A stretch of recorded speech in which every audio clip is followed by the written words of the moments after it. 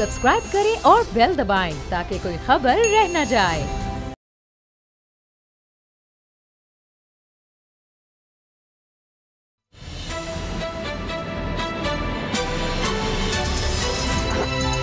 अब पता चला।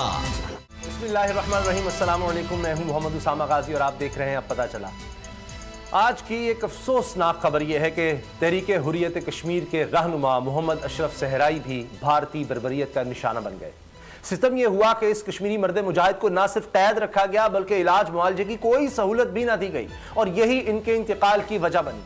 अशरफ सहराई सैयद अली गिलानी के इंतहाई करीबी साथी थे, जिनका खानदान शहीदों का खानदान है। गुज़श्ता साल इनके बेटे को भी भारतीय फौज ने जाली मुकाबले में शहीद कर दिया था। लेकिन सच ये है कि ऐसे हथकंडों से आज़ादी का जज्बा मांद नहीं पड़ता बल्कि इसमें नई जान पड़ती है। अशरफ सहराई से जेल में रवा रखे जाने वाले सुलूक की जितनी भी मजम्मत की जाए कम है। और ऐसे में मुझे तो सोशल मीडिया पर फैली ये बात बिल्कुल दुरुस्त लगती है कि भारत में वबा ने जो तबाही मचाई है, इस कोरोना वबा ने, वो खुदाई अजाब है जो उस जुल्म और सितम की वजह से नाजिल हो रहा है जो भारतीय फौज कश्मीरियों पर ढा रही है। कोरोना की तीसरी लहर के वार पाकिस्तान में भी जारी है, लेकिन यहां इसे लेकर सियासत जोरों पर है। कल नून लीग के सीनियर रहनुमा परवेज रशीद साहब का एक ट्वीट नजर से गुजरा जिसमें इनका कहना यह था कि कोरोना गिद्ध की तरह बेबस आवाम के सरों पर मौत का रक्स करते मंडला रहा है। जरूरत ऑक्सीजन, वेंटिलेटर और वैक्सीन की है, लेकिन संगदिल और लापरवाह हुक्मरान वोटिंग मशीनों की टॉफियां बांट रहे हैं, जैसे बच्चा दूध के लिए बिलक रहा हो और इसे दुल्हन लाकर देने के वादे पर तरखाया जाए। शब गुजरे तो सहर देखे। ये बात दुरुस्त है कि कोरोना का खतरा बहुत है, लेकिन झूठ ये भी नहीं कि हम इस पर भी सियासत करने से बाज नहीं आते। मेरा परवेज रशीद साहब से सवाल है कि कोरोना का ये गिद्ध इन्हें उस वक्त क्यों नजर नहीं आया जब पीडीएम जलसों पे जलसे कर रही थी और हुकूमत हाथ जोड़े ऑपोजिशन से इल्तिजा कर रही थी कि वो आवाम की जान की कीमत पर सियासत ना चमकाए। अब जबकि पीडीएम अपनी मौत आप मर चुकी, अब ऑपोजिशन और खास तौर पर नून लीग को खतरा नजर आ रहा है। कड़वा सच ये है, अब ये लोग इंतखाबी इस्लाहात से जान छुड़ाना चाहते हैं, इसीलिए राह फरार ढूंढ रहे हैं, लेकिन हुकूमत के इरादे पुख्ता हैं। इसीलिए विफाकी काबीना ने इलेक्शन कमीशन को इलेक्ट्रॉनिक वोटिंग मशीनों यानी ईवीएम के इस्तेमाल और ओवरसीज पाकिस्तानियों को वोट का हक देने से मुतल्लिक 2 ऑर्डिनेंस मंजूर भी कर लिए। समझ ये नहीं आता कि इंतखाबात में हर बार धांधली का शोर मचाने वाले मिलकर एक बार ये रास्ता मुस्तकिल तौर पर बंद करने पर क्यों तैयार नहीं। आज PP 84 खुशाब ज़िमनी इलेक्शन में भी धांधली के इल्जामात सुनाई दिए। सवाल यह है कि यहां का नतीजा भी डस्का और कराची के ज़िमनी इंतखाबात की तरह मुतनाज़ा होगा। वोट चोरी के इल्जामात लगेंगे, दोबारा गिनती के मुतालबे होंगे या नहीं। आज पहले इसी पर बात कर लेते हैं असद खरल बाबडोगर से। असद खरल साहब, ये जो इलेक्शन अब खुशाब में हुआ है, यहां भी धांधली होगी, यहां भी मुकाबला लग रहा है। पीपल्स पार्टी भी मैदान में है, लेकिन असल मुकाबला यहां भी नून लीग और तहरीक इंसाफ का है। अगर चाहिए नून लीग के जो यहां से जीते थे कैंडिडेट वारिस कुल्लू साहब, उनके इंतकाल की वजह से खाली हुई, लेकिन यहां माहौल फिर वो इल्जामात का। देखिए, मामला उसामा साहब ये है कि अब कहते हैं ना, तो फिर मैं हैरान हूँ कि अब इसके बाद तो फिर वो कहते हैं ना कि इलेक्शन कमीशन ऑफ पाकिस्तान के ऊपर एक बहुत बड़ा सवालिया निशान भी खड़ा हो जाएगा। बहरहाल मैं इस हवाले से ये नहीं कहता कि इलेक्शन कमीशन ऑफ पाकिस्तान पे इस हवाले से इल्ज़ाम लग सकते हैं, क्योंकि इस वक्त सूबाई एक मॉनिटरिंग सेल बनाया उन्होंने बाकायदा इस इंतखाब के हवाले से। जो खुशाब का जो PP 84 जो हल्का है 84, वहाँ पे जिस तरह आपने कहा कि नून लीग के वारिस कल्लू साहब आपको पता है वो बड़े सीनियर पॉलिटिशियन थे, नून लीग से उनका तल्लक था। अब ये 3 जो उम्मीदवार अगर बात की जाए जो मैदान में उतरे हैं, और वो हैं PTA के अली हुसैन खान साहब, नून लीग के मलिक मोअज़्ज़म कल्लू साहब हैं, और पीपल्स पार्टी के हैदर खान अलियास खान आज़ाद, और कालदम जमात के असगर अली भी इलेक्शन लड़ रहे हैं। इसके अलावा भी कुछ लोग हैं। 2,92,000 से ज़ायद यहाँ पे वोटर हैं रजिस्टर्ड जो हैं। यहाँ पे 43 जो पोलिंग स्टेशन है उनको असास करार दिया गया है, और 500 रेंजर के जवान, यानी जो पैरामिलिट्री फोर्स है, 500 जवान रेंजर्स के तैनात किए गए। 2800 पुलिस जो है, पंजाब पुलिस की जो नफरी है या पुलिस के जो दीगर जो भी है नफरी मुख्तलिफ सूबों से बाज़ दफ़ा मंगा लेते हैं। 2800 उन एहलकारों की तादाद है सूबाई इलेक्शन कमिश्नर ने मॉनिटरिंग के लिए बाकायदा 10, क्योंकि उनका मैं बता रहा हूँ ना कि 10 मॉनिटरिंग टीमें हैं। और ये निश्चित, तो जिस तरह आपने बताया, अब मुझे ये बताएं कि 2800 पुलिस वाले, 500 रेंजर वाले, 10 टीमें और एक सूबाई हल्का कितना को बड़ा हो सकता है।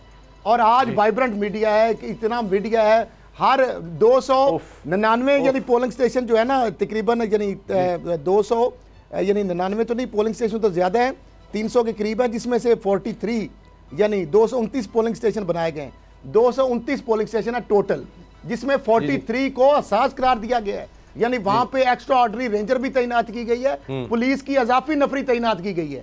उसके अलावा बाकी जो तकरीबन कमोबेश 250 हैं, वहां पे भी रेंजर और पुलिस है, गश्त भी हो रहा है, 10 टीमें हैं। अभी तक आप देख लें कि कोई रिपोर्ट आई है आपके सामने, कोई ऐसी कोई वायरल वीडियो हो गई हो कि कोई बैलेट पेपर पे बाहर मोहर लग रही हो, कोई बैलेट पेपर के ऊपर कोई बंदा ले जा रहा, उसको किसी एजेंट को बाहर निकाला गया हो, किसी को वोट कास्ट ना करने दिया गया हो। आपको पता है टाइम भी पूरा, यानी जिस तरह उस हिसाब से अगर देखा जाए सुबह 8 बजे शुरू होकर 5 बजे तक ये सिलसिला जारी रहता है। तो मुझे बताएं कि ये जो सारी चीज़ें हुई हैं, इस हवाले से अभी तक बता दें कोई इस हवाले से किसी कैंडिडेट की जानब से कोई चीज़ मीडिया में आई हो, कुछ सोशल मीडिया पे आई हो? क्योंकि हर बंदे के पास मोबाइल है, कोई चीज़ होती है फ़ौरन पकड़ता है, एजेंट हर बूथ के अंदर होते हैं, लिस्टें पहले सारों को दी जाती हैं, फिर अगर वोटर का गलत इंदराज है, कोई डुप्लीकेशन है, वो अब है नहीं, पहले होते थे, आपको पता है। अब तो वो CNSE डालेंगे तो किसी को भी वो वेरीफाई भी कर सकता है, किसी का कोई चेक भी कर सकता है, एक वोट 2 जगह पे कास्ट नहीं हो सकता, ना वो बन सकता है, पॉसिबल नहीं है। वैसे अभी भी ये सिस्टम जुगाड़ है, ये मैं आपको जो बात कर रहा हूँ ये प्रूव की बात है। यानी 2-3 जगह पे आप अगर बनाएंगे तो सिस्टम इसको पकड़ नहीं सकता। यानी मैं अगर वोट लाहौर का बना लूँ, मैं अपने गाँव का वोट बना लूँ, तो कुछ ज़रूरी नहीं है कि वो लिस्ट में ना आए, ये पकड़ा जाए तो पकड़ा जाए, कोई निशानदी कर रहे, वरना ये स्किप हो जाए तो 2 जगह पे आज भी एक बंदा वोट कास्ट कर सकता है। ये अभी लूप होल एक सिस्टम के अंदर है, जो कि मैंने ऑब्जर्व किया पिछले इलेक्शन में। अभी अगर ख़त्म हो जाए वो अलहदा बात है। तो अब मामला ये है उसामा साहब, इसके बावजूद धांधली का जो शोर की ये बात है, अब 2 ऑर्डिनेंस आ गए ओवरसीज़ के वाले से और जो इलेक्शन के वाले से, जो छोटी सी माइनर सी हैं, और उन्होंने कहा कि जो इलेक्ट्रॉनिक वोटिंग के वाले से, ये तो ऑर्डिनेंस के जरिए और उनको कानून साजी जो उन्होंने कहा कि हम कर रहे हैं, और इलेक्शन कमीशन बकौल फवाद चौधरी से कि वो मान गया है और अपनी हम करेंगे। लेकिन मामला ये है उसामा साहब, जब ये पाकिस्तान में बनाएंगे, इलेक्शन कमीशन बेशक मान भी गया है, तो पीपल्स पार्टी और नून लीग कहेंगे जनाब ये PTI की मशीनें हैं, इसलिए ये PTI के प्रो हैं, ये मशीनें जनाब ये सॉफ्टवेयर ऐसा है, इसके अंदर जनाब कोई इमरान खान या कोई न्याजी को सॉफ्टवेयर का नाम दे देंगे कि जनाब वो है, इसलिए वो उधर जा रहे हैं वोट। लिहाजा मामला ये है कि जब तक ये सारी पार्टियां इस पे कंसेंसस नहीं करेंगी, इस पे एग्री नहीं होंगी, ये इलेक्ट्रॉनिक वोटिंग वाला जो सिस्टम या मशीनों वाला है, ये कारगर साबित नहीं होगा और अरबों रुपए ज़ाया आपके हो सकते हैं। पहले ऑन बोर्ड लेना पड़ेगा। दूसरी बात, ओवरसीज पाकिस्तानी के हवाले से वो तो बहुत बड़ी जबरदस्त आपने असद खरन साहब बातें कही हैं। जी बड़ी जबरदस्त बातें कही हैं। अब जी ठीक है, अच्छा मैं चाह रहा हूं बाबर डोगर साहब को भी शामिल करें। बाबर डोगर साहब, ये बड़ी जबरदस्त तरीके से उन्होंने बात कर दी, 229 पोलिंग स्टेशन, 43 पोलिंग स्टेशन हसास करार, 2800 पुलिस एहलकार, यानी हम कहां फंस गए हैं। अल्लाह का लाख लाख शुक्र है कि हम वो दहशतगर्दी का जो माहौल था, जिस तरह से हमने देखा इलेक्शन होते थे कि खौफ होता था, वो अल्लाह का करम है नहीं। अब तो अपने लड़ाई झगड़े, अपने उस खौफ में इतनी सिक्योरिटी देनी पड़ती है, उसके बावजूद इल्जामात नहीं रुकते। हम कहां आ गए हैं? ये ऑर्डिनेंस जो 2 आ गए इलेक्ट्रॉनिक वोटिंग का, अब भारत की मिसालें दी जाती है, वहां पर है, उस पर कोई खुश नहीं होता, हम पर ट्रस्ट ही नहीं किसी पर रहा, किसी पर। और ये ओवरसीज पाकिस्तानी को वोट का क्या ये वजह है कि ओवरसीज पाकिस्तानी में खदशा है कि ज्यादा लोग तहरीक इंसाफ के वोटर्स होंगे? क्योंकि इमरान खान साहब का एक तारीख रही है कि वो शौकत खानम के लिए जाके कैंपेन और सारा कुछ, तो वहां पर तब से उनके एक ताल्लुक और एक वो बन गया हुआ है। ये वजह है, किसी चीज पर हमें कोई बेहतरी नजर नहीं आती सियासत में। यानी मैं तो थक गया हूं देख देख कर। उसामा साहब, सबसे पहले PP 84 जो जहाँ पर इलेक्शन हो, मैं थोड़ी सी उस पर बात कर लूँ। ये थल का इलाका है और यहाँ पर 4 दफ़ा जो थे वारिस कल्लू साहब, वो यहाँ पर MPA रहे। पिछली दफ़ा से 3-4 हज़ार वोट के मार्जिन से वो जीते थे, बड़ा सख्त मुकाबला था, और इस दफ़ा भी बड़ा सख्त मुकाबला है। PTI के गुलाम जो हैं अली हुसैन खान साहब हैं, और नून लीग के वारिस कल्लू के बेटे मलिक मोज़म कल्लू जो है वो मुकाबले में हैं। लेकिन इस हल्के की थोड़ी सी डायनामिक्स डिफरेंट है, ये मैं आपको बता दूं। कम अज़ कम ये को 100 किलोमीटर पर मुश्तमिल सूबाई असम्बली का हल्का है, बहुत बड़ा हल्का है। 10-10, 15-15, 20-20 किलोमीटर दूर पोलिंग स्टेशन हैं। बल्कि मुझे कोई बता रहा था कि एक पोलिंग स्टेशन से दूसरे पोलिंग स्टेशन का फासला कम 80-90 किलोमीटर भी है। ऐसा भी वहाँ पे डायनामिक्स हैं। लेकिन यहाँ पर इलेक्शन हमेशा पुरअमन ही होता है, यहाँ पर लड़ाई झगड़ा या फसाद नहीं होता। लेकिन टर्नआउट जो है वो बड़ा थोड़ा रहा है, सारा दिन 20 से 25% रहा है टर्नआउट, और मुकाबला बड़ा टफ है। और ये कहा जा रहा है कि जो भी जीतेगा 1000-1500 के मार्जिन से जीतेगा, इससे ज़्यादा फ़र्क नहीं होगा, इतना ही फ़र्क होगा। तो देखिए कौन जीता है। लेकिन जिसा खरल साहब ने कहा कि बिल्कुल आज सारा दिन बड़ा पुरअमन तरीके से इलेक्शन हुआ, कोई लड़ाई झगड़ा फसाद दंगा फसाद किसी किस्म की कोई इतलात नहीं आई हैं। अब अल्लाह करे कि पोलिंग एजेंट जो हैं वो टाइम से ही जाके अल्लाह करे नून लीग जीत जाए, वरना वो हार गई तो वो तो फिर धांधली हो जाएगी।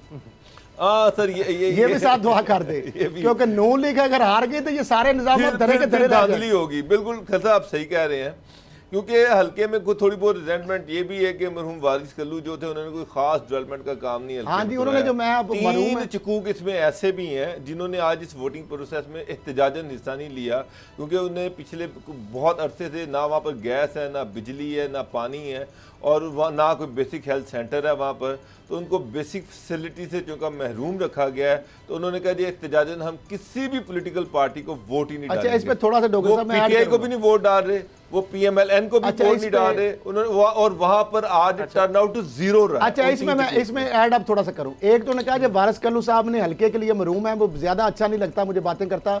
वो शहबाज शरीफ साहब के बड़े करीबी थे, काफ लीग में भी थे, पहले नून लीग से पहले काफ लीग में भी थे।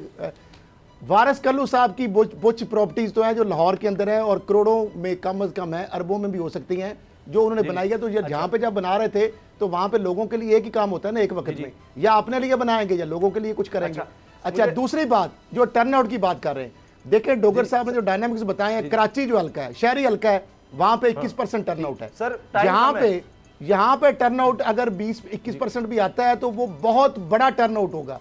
0 वाली तो खैर बात नहीं है, 12 लोग, लेकिन एक बड़ा टर्नआउट तो अपनी जगह होगा। चकूक में 0 टर्नआउट है। 3 बिल्कुल बलोचिस्तान से सुन ले कि बलोचिस्तान के वजीर आला के खिलाफ तहरीके अदम एतमाद भी आ सकती है, ये खबरें भी गर्दिश कर रही हैं। अच्छा, हमारी बात पे तो उसामा साहब के लोग शदीद नाराज हैं। सुन ले, आप हमारी बातों को लेते हैं लाइट, आप हमारी बातों को उसामा साहब लाइट लेते हैं, डोगर साहब, और मेरी बातों को ना आप सीरियस नहीं लेते। आपकी बातें सब भारी हैं। मैंने आपको कहा था कि जहांगीर फैक्टर बाबर साहब भूल जाए। अब मैं करता हूं बाबर साहब इस पे कर लेते हैं, इसी पे टॉपिक पे।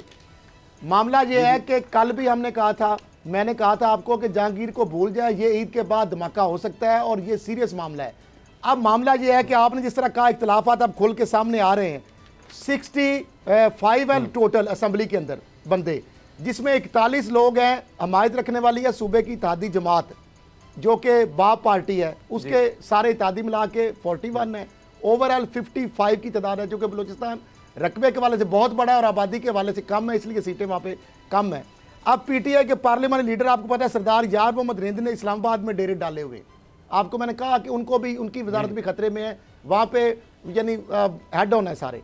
आगे आ जाता है वज़ीर बल्दियात जो है, दूसरी जानब जो सीनियर रुकन है असम्बली सरदार साले भूटानी, आपको पता है उनसे वजारत वापस ली गई और उनके बाद वो नाराज अरकान से राब्ते उन्होंने अपने तेज कर दिए। यानी यार मोहम्मद रिंद साहब को पता है कि उनकी वजारत अगला नंबर उनका है, वो इस्लामाबाद पहुंच गए हैं। भूटानी साहब जो है उन्होंने जो नाराज वज़ीर आला से जो लोग हैं उनसे राब्ते उन्होंने तेज कर दिए हैं, जो भूटानी साहब हैं। और गुज़श्ता रोज़ जो उन्होंने अपोजिशन लीडर जो मलिक सिकंदर खान एडवोकेट से इनके चैम्बर में मुलाकात की, यानी भूटानी साहब ने राब्ते भी तेज कर दिए, अपोजिशन लीडर से चैम्बर में मुलाकात कर रहे हैं। सूबाई वज़ीर खजाना जो ज़हूर बलीदी साहब हैं, वो भी जान कमाल से कुछ खिंचे खिंचे जो नज़र आ रहे हैं। अब सरकारी राज का छोड़कर एमपी हॉस्टल में फ्लैट अलाट करा लिया है।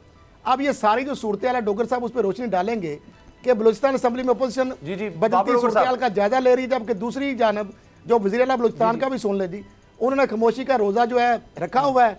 और सियासी जो महरीन है, ये पंडित वहाँ पे जो हमारी बात हो रही है, वो ये कह रहे हैं कि सूरत हाल बरकरार है, कि सूबाई असम्बली का आइंदा इजलास हंगामा खेज हो सकता है। बाकी डोगर साहब के पास भी इंसाइड है, तो ये तो बलूचिस्तान तो मामला बड़ा सीरियस जा रहा है। उसामा साहब वहाँ मैं फिर अपनी उसी बात पे हूँ कि ठीक है, वहाँ पे हालात ख़राब हुए हैं और ये कि लेकिन अल्टीमेटली ये हालात संभल जाएंगे। पीटीआई के कुछ लोगों का ये कहना है कि जी एक अंडरस्टैंडिंग थी, जिस तरह से पीटीआई जब नून लीग का वहाँ पर दौरे हुकूमत था तो वहाँ पर एक अंडरस्टैंडिंग ये डेवलप हुई थी कि बलूचिस्तान नेशनल पार्टी और नून लीग के दरमियान 2.5 साल का टेन्योर होगा। 2.5 साल जो है वो बीएनपी की गवर्नमेंट होगी और 2.5 साल जो है वो पीएमएलएन की गवर्नमेंट होगी। और जब वो 2.5 साल कंप्लीट हो गए तो वहाँ पे भी खासा रोला पड़ा था और अल्टीमेटली बाल पीएमएलएन का जो को वज़ारत आला मिल गई थी डोगर साहब, लेकिन उसका अंजाम इबरतनाक हुआ। सनाउल्लाह ज़हरी साहब को 2.5 साल मुकम्मल कहाँ करने दिए गए? नहीं करने दिए गए। शाहिद खाका नबासी, उस वक्त मैं क्वेटा में उन दिनों था, शाहिद खाका नबासी गए, पूरा जोर लगाया गया वफाकी हुकूमत ने, जिस तरह यही सूरत हाल थी, लेकिन वो कामयाब नहीं हो सकी थी।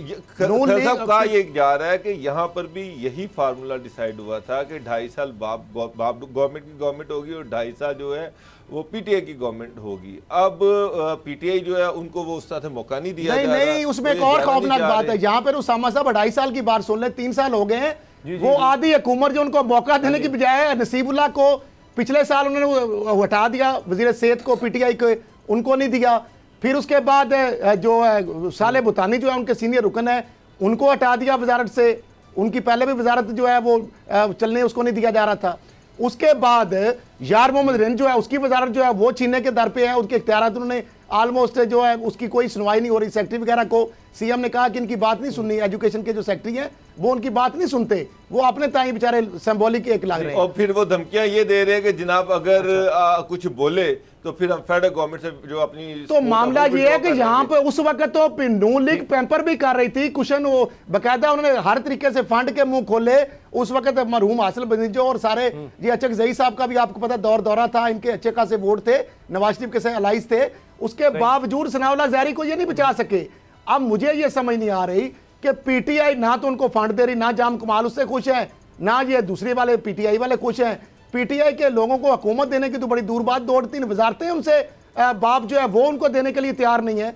तो ये आगे कैसे ये मामला चलेगा? ये तो बड़ा सीरियस मामला है।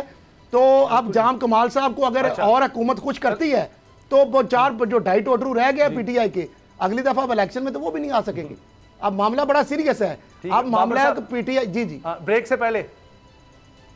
से पहले लास्ट कमेंट आपके चाह रहा हूं। ये वाकई असद खरल साहब जो समझ रहे हैं कि ये इतना आसानी गड़बड़ बहुत ज्यादा हो सकती है? देखिए उसामा साहब, इसका जो दूसरा बड़ा अहम पहलू है वो ये है कि सेनेट में भी बाप के 8 वोट हैं, उसके बाद नेशनल असम्बली में भी इनके 5-6 वोट हैं। बाप की पार्टी की वजह से पीटीआई की गवर्नमेंट वहाँ पर खड़ी हुई है। अगर बाप अपनी सपोर्ट विड्रॉ करता है तो पीटीआई की गवर्नमेंट के लिए बहुत ज़्यादा मसाइल पैदा हो जाएंगे। इसलिए बड़ा सोच समझ के इमरान खान को चलना पड़ेगा। लेकिन डोगर साहब गिर तो नहीं सकती ना वफाक में जी बाप की अलहदा अगर होती है तो हुकूमत वफाक में नहीं गिर सकती। अभी जो सूरत हाल है सेनेट में क्या हो जाएगा? लेकिन बाप के बगैर पीटीआई अपनी गवर्नमेंट नहीं बना सकती। नहीं, गवर्नमेंट बरकरार रख सकती है। अदमात का वोट तो लिया है, बना की अलहदा बात है, बरकरार रह सकती है। लेकिन अगर पीटीआई अपने बंदों को बेजारा मतदार वहां पे छोड़ देती है बाप के रहमो करम पर, तो अगले इलेक्शन में जो 4 सीटें हैं पीटीआई को वो भी नहीं मिलेंगी। ये भी एक स्टेक बहुत बड़ा रिस्क में लेने वाली बात है ना। यानी 4 जो सीटें 10-12 हैं या 5-6 हैं, अगर उनको इख्तियार ही नहीं मिलेंगे तो डेवलपमेंट काम नहीं करा सकेंगे लोगों को, तो किस मुंह से पीटीआई टिकट के लिए लेके जाएंगे हल्के में वोट लेने के लिए? वहां पे तो फिर जाम कमाल और बाप पार्टी छा जाएगी जो वो क्लीन स्वीप करेंगे। का वो फायदा उठा रहे हैं। तो अब ये एक मामला ये है कि पीटीआई को वफाकी हुकूमत उसको खतरा ज्यादा बलूचिस्तान की आगे हुकूमत से है कि अगर आज वो सेंसिबल अप्रोच नहीं करती तो आगे उसको कोलिशन गवर्नमेंट शायद ना बन सके। उसकी कोलिशन गवर्नमेंट का भी उसको नौबत ना आए, और पार्टियां आ सकती हैं। एक बड़ी सीरियस सिचुएशन तो नजर आ रही है, एक खतरा तो नजर आ रहा है हुकूमत के लिए। बलूचिस्तान हुकूमत का अलग है और उसके वफाकी हुकूमत पर भी पड़ सकते हैं। ब्रेक के बाद न्यूज़ अपडेट्स के बाद हम मिलेंगे और बात करेंगे कि नए वज़ीर ख़जाना नया प्लान लाए हैं और लग रहा है उनका बिजली की कीमतें बढ़ाने का कोई प्लान नज़र नहीं आ रहा और IMF से एक तरह से टकराव की तरफ जा रहे हैं। टैक्स का भी वो कहना जी नए टैक्स का तो सवाल ही पैदा नहीं होता, फिर इकट्ठा कैसे करेंगे, प्लान क्या है? ब्रेक के बाद बात करते हैं।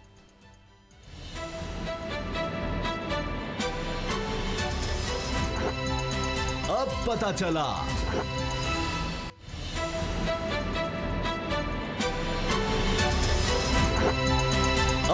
चला नए वज़ीर ख़जाना आए हैं, नई सोच लेकर आए हैं। बिल्कुल ही अब वाकई एक यू टर्न लग रहा है। हफीज शेख साहब थे, स्टेबिलिटी के लिए इस्तेहकाम आना चाहिए मीशत में, यानी दिवालियापन की तरफ जाने का खतरा था मुल्क के लिए, अब उससे उन्होंने निकाला। लेकिन स्टेबिलिटी तो आ गई, लेकिन इस स्टेबिलिटी के चक्कर में बेरोजगारी बढ़ गई, महंगाई बढ़ती चली गई। अब शौकत तरीन साहब कह रहे हैं कि वज़ीर आज़म का फ़लसफ़ा है, और मेरा भी, शौकत तरीन का भी, कि जी मुल्क को अब इस्तेहकाम से नमू की तरफ लेकर जाना है, यानी इसको बढ़ाना है। अब उसके लिए दिलचस्प बात है कि FBR से मिल चुके हैं, उन्होंने शाबाश भी दिया है फेडरल बोर्ड ऑफ रेवेन्यू को कि जनाब रिकॉर्ड आप टैक्सेस इकट्ठे कर रहे हैं, लेकिन टैक्सेस अभी बहुत ज़्यादा चाहिए। IMF ने टारगेट भी और ज़्यादा 1000-2000 अरब रुपया बढ़ा दिया। अब वो कह रहे हैं शौकत तरीन साहब के जी नए टैक्सेस का सवाल नहीं होता, मतलब जो ऑलरेडी जिनसे टैक्स लिया जा रहा है उसके ऊपर और ज़्यादा हम टैक्स लगा दें। वो कह रहे हैं टैक्स नेट को बढ़ाना है। अब टैक्स नेट को बढ़ाएंगे तो ऐसे शोबे जहाँ से टैक्स नहीं लिया जा रहा है, वो ऐसे लोग जो टैक्स नेट में हैं ही नहीं, बहुत से इस वक्त मुझे देख भी रहे होंगे, बड़ा बड़ा जिनके पास पैसा है, अब उन लोगों को किस तरह वो लेकर आएंगे, क्या उनके पास प्लान है, ये बहुत बड़ा सवाल है। बाबर डोगर साहब, आपको क्या लगता है ये बातें नई नहीं हैं, नए आए हैं इसलिए जोश में कर रहे हैं कि जनाब बिजली की कीमत नहीं बढ़ा सकते हम, IMF जो मर्जी कर ले, बिजली की कीमत तो बढ़ेगी नहीं, हम महंगाई हमने कंट्रोल करनी है, टैक्स अच्छा बढ़ाना तो है लेकिन नए टैक्स भी नहीं लगाने, ये सब काबिल अमल बातें हैं, ये सिर्फ हमें और आपको खुश करने के लिए हो रही हैं? उसामा साहब, ये बातें जब आपको पता है, जब PTI की गवर्नमेंट आई थी तो उस वक्त ये बातें की जा रही थी कि ज़्यादा से ज़्यादा लोगों को टैक्स नेट में लेके आया जाएगा, टैक्स जो है वो उस तरह से कम लगाया जाएगा, टैक्स नेट में इजाफा किया जाएगा, ज़्यादा से ज़्यादा लोगों को किया जाएगा। ये सारी बातें जो है वो पहले हो चुकी हैं, लेकिन अल्टीमेटली हुआ क्या, कुछ भी नहीं। फिर वही तरीक़ाकार, फिर वही बिजली पे टैक्स, तेल पे टैक्स, उस पे टैक्स, उस पे टैक्स, और वो सारी चीज़ें PTI गवर्नमेंट भूल गई। उस वक़्त आपको ये भी याद है कि जब इन्होंने कारोबारी तबके को टैक्स नेट में लाने की कोशिश की तो लोगों ने बैंकों से पैसा निकलवाना शुरू कर दिया, लोगों ने, और उसकी वजह से इकोनॉमी जो थी आपकी स्लो हो गई, उसकी वजह से गवर्नमेंट जो थी परेशान हो गई। फिर ट्रेडर्स को, बड़े बड़े सनतकारों को एतमाद में लिया कि जी हम कुछ नहीं करने जा रहे, हम आपको हाथ भी नहीं लगाएंगे, जो आपका दिल करता है करें, हम आप पे टैक्स भी नहीं लगाएंगे, आप अपना बिजनेस करें और इकोनॉमिक साइकिल को चलाएं। अब जो नया बंदा आता है वो एक नई चीज़ लेके आता है, लेकिन जब वो रियलिटी और ग्राउंड रियलिटी उससे बिल्कुल डिफरेंट होती हैं। अभी ये कह रहे हैं टैक्स नेट को बढ़ाएंगे, आप अभी इनकम टैक्स के ऑफिस में चले जाएं, वहाँ पर जितना अमला बैठा हुआ है वो सारा लोगों को पैसे खाई जा रहा है और लोगों को तरीके बताता है कि आपने टैक्स से बचना किस तरह से। नहीं सर, फिर रेवेन्यू कैसे बढ़ गया है? बाबर साहब 46% बढ़ा है रेवेन्यू, ऐसे ना करें, जो चीज बढ़ी है सर उसको तो माने।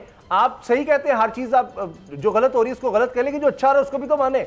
अब ये पहली उसकी मैं बताता हूं उसामा साहब, एक्सचेंज में सुन ले, मैं आपको वजह बता रहा हूं, सुन लें जी। आपने कहा ना टैक्स बढ़ा है, उसकी डोगर साहब की बात गलत नहीं है, मैं इसकी बढ़ने की वजह बता देता हूँ। बढ़ने की वजह यह है कि जब से ये ऑनलाइन सिस्टम किया है ना, आप और हम ये सारे लोग जो हैं वो सेल्फ अपना खुद से रिटर्न भर रहे हैं, तो अगर वहाँ पे दफ्तरों में जाते हैं तो वहाँ पे पैसे दे के उनकी जेबें गर्म करते। अब लोग ऑनलाइन जो सिस्टम के जरिए कर रहे हैं 46% इसकी वजह से बढ़ा है। अगर 20,000 डाकुओं के पास, जिसमें कुछ 10,000 डाकू होंगे FBR के पास चले जाते तो ये 40% के बजाय ये 40% माइनस हो जाता। ये जो मार्च में वो बात कह रहे हैं बिल्कुल ठीक कह रहे हैं, मार्च में रेवेन्यू गुज़श्ता साल से 40%। आप दोनों इस पर तो अग्री कर रहे हैं, लेकिन इस पर भी तो सर माने तो सही ना, जैसे भी है बड़ा, इसको और बढ़ाना है। मैं ये कह रहा हूँ सीमेंट की सेल्स अगर रिकॉर्ड आपकी जा रही है, एक्सपोर्ट सीमेंट की जो है रिकॉर्ड हो रही है, आपकी स्टॉक एक्सचेंज में जो कंपनियां छिड़के, अगर सीमेंट की बात आप करेंगे ना उसामा साहब, फिर सीमेंट की बात करेंगे तो फिर मियां मनशा कैसे सर, जहां अच्छा और आप देखें, अगर मियां मनशा को अरबोपति आप बना रहे हैं तो उसमें टैक्स कितनी चोरी हो रही पता है आपको? मियां मनशा नीचे पानी जमीनों का पी गया है, वहां पे गुलाब वादी को खा गया है, वहां पे वेस्ट का वो जलाता है, वहां पे टैक्स कितना देता है, कितना रिबेट लेता है, वो उसको तोहफे में रख के इन्होंने निजकारी में DG की सीमेंट के पैसों से, DG सीमेंट उसने खरीदा जिस तरह MCB के पैसों से खरीदा। आप अगर ऐसे लोगों की जेबें भर रहे हैं, वो अरबों डॉलर बना रहा है, अरबों रुपए बना रहा है, उससे हमें क्या आ रहा है? वो तो रिफंड लेता है बंदा, उसके तो सेंट जेम्स होटल देखे वहां पे क्लब और सारे उसने अरबों की वहां पे 11.5 अरब की FBR कह रहा है कि आपने मामला ये नहीं है। शरह नमू की आप बात कर रहे हैं, 20 अप्रैल को 92% थी, अप्रैल के आखिर में कोरोना लॉकडाउन की वजह से वो कह रहे हैं 57% तक आ गई है शरह नमू। अब मामला ये है कि वो कह रहे हैं 2008 में जब मैं IMF में गया था, जब ये पीपल पार्टी की हुकूमत की बात करते हैं, उस वक्त हालत और थी, आज वो कह रहे हैं मामला और है। मुझे ये बताएं कि IMF के पास आप जाएंगे तो IMF जो है उसकी शर्तें आपको मानना पड़ेगी। आप आम एक लेमैन भी है, कोई बिजनेस है, कोई कारोबारी आदमी है, एक बैंक से एक फाइनेंशियल इंस्टीट्यूशन के पास जाता है लोन के लिए, तो उसकी टर्म एंड कंडीशन आंखें बंद करके आपको साइन करने पड़ते हैं कि नहीं? आपने कभी वो जिंदगी में फॉर्म पढ़ा है, ओपनिंग जो अकाउंट फॉर्म है, या आपने लोन का फॉर्म कभी पढ़ा है? IMF का तो इतना बड़ा प्लंदा होता है। मामला ये है कि ये जज्बात से इमरान खान साहब ने बड़े दावे किए थे, हफीज शेख साहब ने बड़े दावे किए थे। मामला ये है कि टैक्स नेट तब बढ़ेगा जब एक और ज्यादा ट्रांसपेरेंसी आएगी। 40% बढ़ा इसलिए कि लोग, आपको पता है बहुत सारे लोग, हम आप टैक्स जो है वो ऑनलाइन फाइल करते हैं, आप वो दफ्तरों में नहीं जाते। अगर दफ्तरों के चक्कर लगाएंगे तो वहां पे आपको 101 तरीके बताएंगे टैक्स चोरी के, वहां पे तो इस बात के उनको पैसे मिलते हैं। बिल्कुल ठीक है। तो मामला ये है कि बिल्कुल सही है असद खरल साहब, मैं यही तो मेरा पॉइंट है कि अब डिजिटलाइजेशन हो रही है, नादरा के साथ आ रहा है, FBR के लिए वर्ल्ड बैंक से कर्जा लिया गया, इमरान खान को क्रेडिट दे, ये ट्रांसपेरेंसी अगर आई है ना 40% बढ़ा है तो इसलिए बढ़ा है कि ट्रांसपेरेंट सिस्टम है। डिपॉजिट की बात आ रही है बैंकों से 752 अरब एक महीने में, जुलाई में 752 अरब लोगों ने निकलवाए। जब बात की बॉन्ड को कि आपने रजिस्टर करने हैं, जो बॉन्ड है प्राइस बॉन्ड, उसके ऊपर एक महीने में अगस्त में 140 अरब के बॉन्ड इन कैश करवाए गए। इसका मतलब ये है कि काला पैसा जब आप पकड़ेंगे तो एक तरफ तो उधर से आपने बंद कर दिया, दूसरी तरफ से टैक्स नेट आप इजाफा कर नहीं रहे, तो अल्टीमेटली तो फिर IMF की शरायत आपको मानना पड़ेगी। ठीक है खरल साहब, वैसे एक चीज माननी पड़ेगी, अभी भी कुछ ही देर पहले यानी इफ्तारी भी हुई है, तो आप माशाल्लाह इतनी एनर्जी आप में लोगों के लिए आ जाती है, लोगों तक साहब को टाइम दे, फिर एनर्जी की बात बाद में होती रहेगी, बड़ी बात है। अच्छा बाबर डोगर साहब देखें, अब जो बेहतरियां आ रही हैं वो भी देखें, कुछ चीज़ों को मान भी रहे हैं। मिसाल के तौर पर ये वो मान रहे हैं शौकत तरीन साहब भी कि जी मुल्क को इस्तेहकाम की ज़रूरत थी, इस्तेहकाम हमने हासिल कर लिया। फिर वो कह रहे हैं कि हम बेहतरी की तरफ जा रहे थे, नमू यानी ग्रोथ की तरफ जा रहे थे, लेकिन फिर ये वबा आ गई। तो अब जिस तरह से एक्सपोर्ट्स आपकी पहले से कुछ बेहतर हुई हैं, आपका डॉलर देखें स्टेबल जा रहा है, बाहर से रेमिटेंसेस रिकॉर्ड आ रही हैं, किसी ने सोचा भी नहीं था। इंशाल्लाह उम्मीद है 28 अरब डॉलर तक जब साल एंड होगा तो 28 अरब डॉलर टोटल हो जाएगा, 2 अरब डॉलर से ज़्यादा हो रही है। एक्सपोर्ट पिछले 7 महीने से 2 अरब डॉलर से ज़्यादा जा रही है, 11 साल के बाद ये हुआ है, 2011 के बाद 10 साल बाद ये हुआ है। और मैंने इस तरह बताया स्टॉक एक्सचेंज, तो ये इंडिकेटर्स तो बेहतर तो नजर आ रहे हैं। अब ये बजट में बड़ा अहम है, इमरान खान साहब कह रहे हैं हम रिलीफ देंगे, आपको लगता है रिलीफ नजर आएगा? और ये साथ साथ ये मामले चलेंगे, कंस्ट्रक्शन के मामले जिस तरह बेहतर हो रहे हैं वो भी साथ साथ होंगे? देखिए उसामा साहब, जहाँ तक बात है फॉरेन रिमिटेंसेस जो हैं वो बढ़ रही हैं, इसमें कोई शक नहीं है। उसके बाद ये है कि UAE ने भी आपको जो वो उन्होंने पैसे आपको दिए हुए थे उसमें उसको एक्सटेंड कर दिए है। इमरान खान सऊदी अरब भी जा रहे हैं, उम्मीद ये है कि वहाँ से भी पाकिस्तान को काफ़ी फाइनेंशियल गेन्स होंगी। तो फॉरेन रिज़र्व जो है वो भी ग्रेजुअली इम्प्रूव हो रहे हैं। फॉरेन रिज़र्व इम्प्रूव होने की वजह से, फॉरेन रिमिटेंसेस आने की वजह से डॉलर की कीमत जो है वो नीचे गई है। तो पॉजिटिव असरात तो आ रहे हैं, इसमें कोई शक नहीं है। और उसके बाद इसीलिए गवर्नमेंट तगड़े फैसले कर रही है, पेट्रोल की कीमतें दफ़ा नहीं बढ़ने दी। इसके बाद टैक्स जो है वो भी नहीं बढ़ा रहे, ये भी कह रहे हैं कि अगले जो बजट है इसमें टैक्स जो है नए टैक्स नहीं लगाए जाएंगे, बल्कि लोगों को रिलीफ दिया जाएगा। तो उसकी वाहद वजह जो नज़र आती है वो यही है कि यूरोप की मार्केट में आपकी टेक्सटाइल इंडस्ट्री जो है उसकी मांग बढ़ी है। उसके बाद आपको फॉरेन रिमिटेंसेस ज़्यादा आनी शुरू हो गई हैं। उसके बाद बाहर से कुछ दोस्त ममालिक हैं वो आपको पैसा दे रहे हैं, करंट डेफिसिट जो है वो कम हुआ है।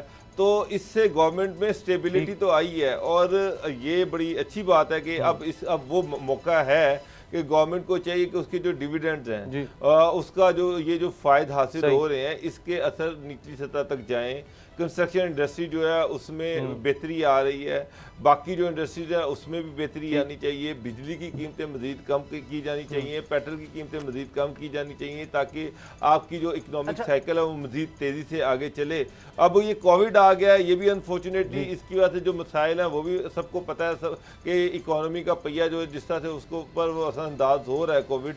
लेकिन बाल उम्मीद तो की जा सकती है कि जिस तरह के हालात हैं इसमें लोगों को गवर्नमेंट रिलीफ दे सकती है। बिल्कुल। अच्छा, जिस पर इमरान खान साहब काफ़ी संजीदा नज़र आ रहे हैं, बहुत सख्त मौक़िफ़ उनका नज़र आ रहा है। अभी सफ़ीरों से उन्होंने जो बात की है वो तो बड़े गुस्से में नज़र आ रहे हैं कि जी अगर किसी ने ख्याल नहीं रखना पाकिस्तानियों का, जो ओवरसीज़ पाकिस्तानी बाहर रह रहे हैं, रेमिटेंसेस भेज रहे हैं, वहाँ काम कर रहे हैं, क्योंकि हम उनको यहाँ रोज़गार नहीं दे सकते तो वो रोज़गार के लिए बाहर जाते हैं, तो उसके लिए तो फिर बड़ी सख्ती और बड़े सख्त अल्फाज इस्तेमाल कर रहे हैं। क्या ये दुरुस्त है? इससे बेहतरी आ रही है? ब्रेक के बाद बात करते हैं।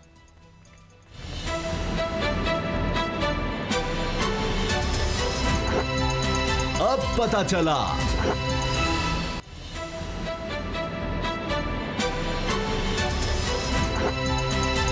पता चला। वज़ीर-ए-आज़म इमरान खान ने तमाम सफ़ीरों से बात की है और बिल्कुल भी खुश नहीं नज़र आ रहे। उन्होंने जो जुमले कहे हैं वो चंद मैं आपके सामने रख रहा हूँ। एक तो ये कि जी जिस तरह का रवैया रखा जा रहा है सफ़ीरों की तरफ से या सफारत खानों की तरफ से बैरून मुल्क मुकीम पाकिस्तानियों से, वो नाकाबिल कबूल है।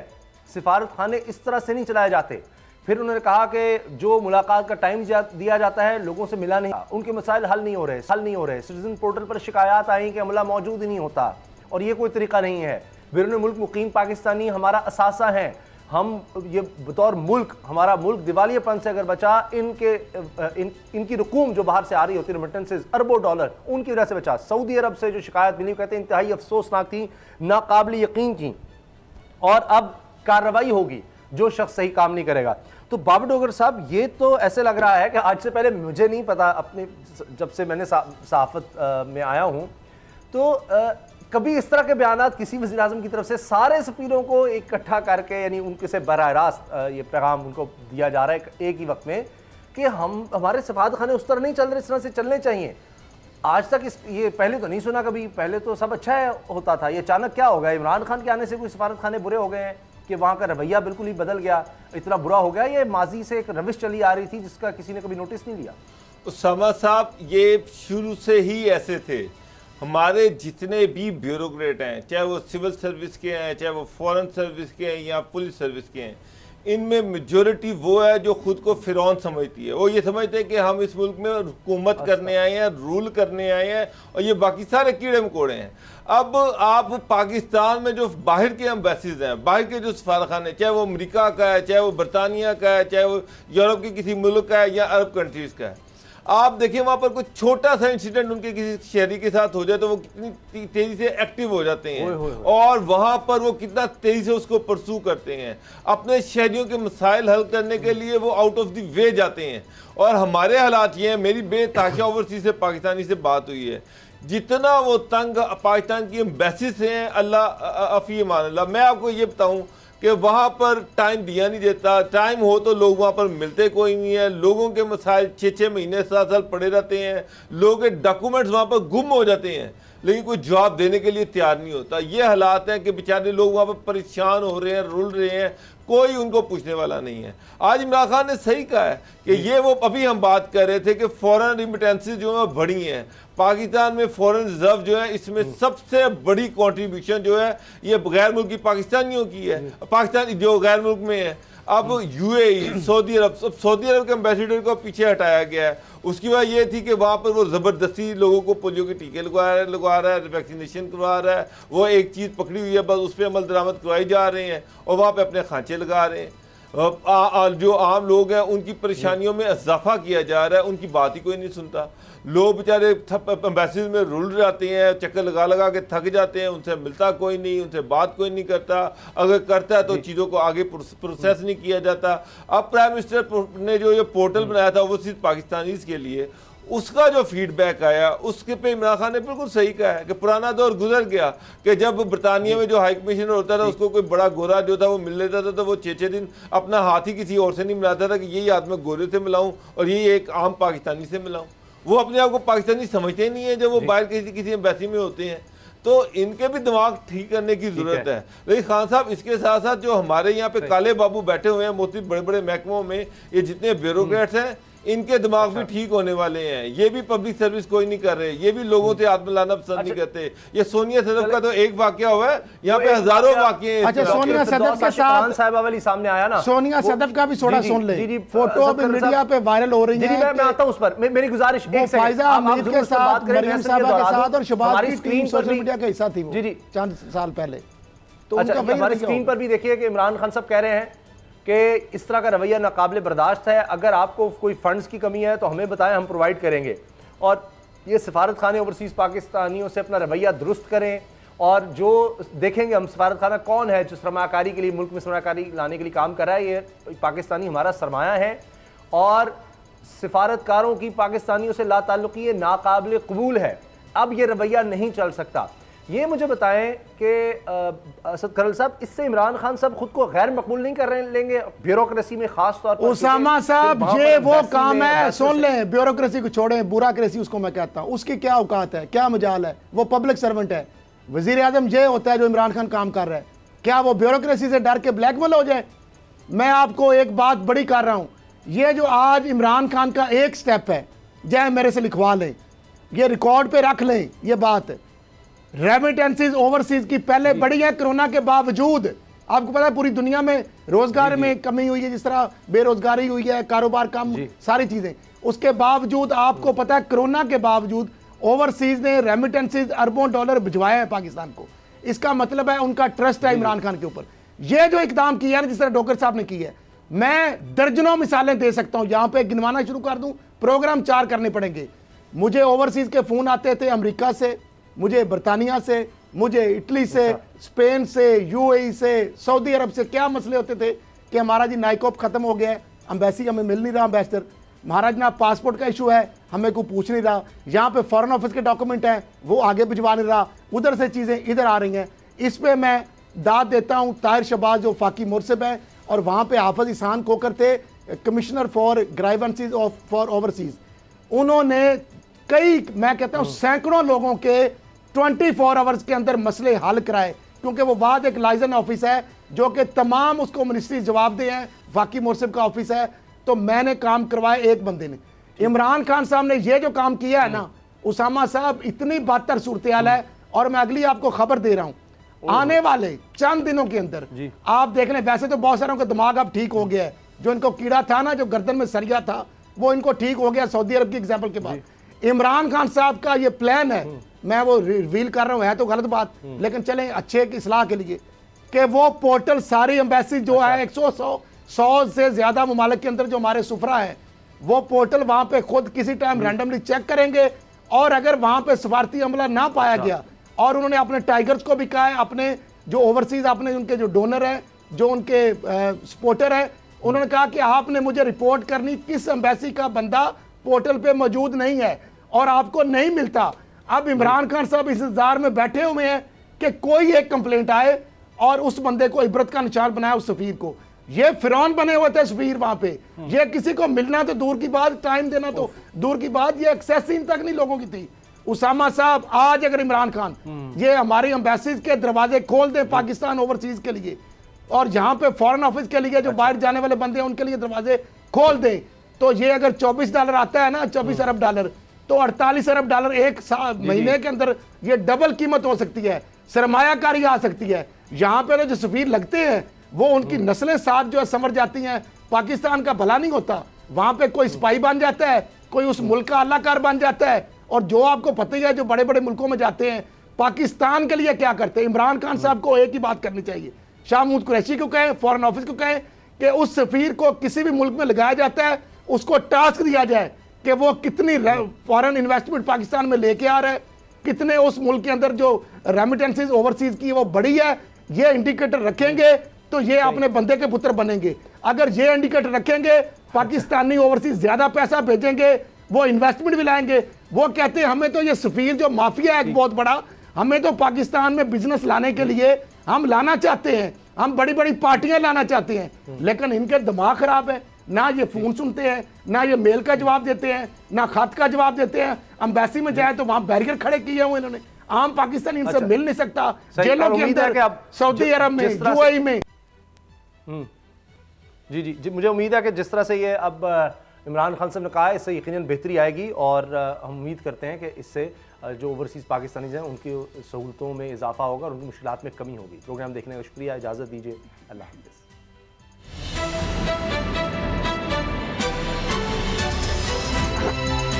अब पता चला।